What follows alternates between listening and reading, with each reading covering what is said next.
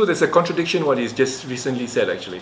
First of all, I wanted him to apologize to all the detainees, because what he did to the detainees, and especially their families as well, was something that was a trauma, apart from the trauma to the judiciary, the trauma to the Lord President, the trauma to the detainees and their families was unimaginable. I don't know if he realized what he had done, So this is something about, in Suaram we fight for human rights. What are human rights? Or the rights of being human, And to detain somebody without trial, put them in 60 days of solitary confinement, is something very inhuman.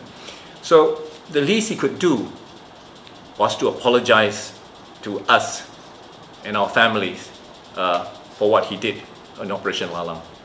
But he refused to do that, and he said it was actually the police responsibility. It wasn't his responsibility. He actually didn't want to arrest. That's what he said.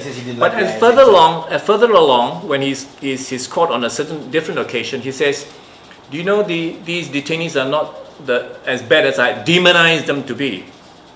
When did he demonize us? He demonizes when in the charges, allegations of fact, detention order. So he, as the Home Minister, had demonized us then, and he said as much in the public as well, in the press. So you could see that he was responsible then. So in his court, first of all, he says he's not responsible. Then he says they are not as bad as I had demonized them, because I demonized them to stay in power, because he wanted to win elections. So he's admitting something. He's admitting that to stay in power, especially the Team A, Team B case in the court, he had demonized us, launched Operation Lalang.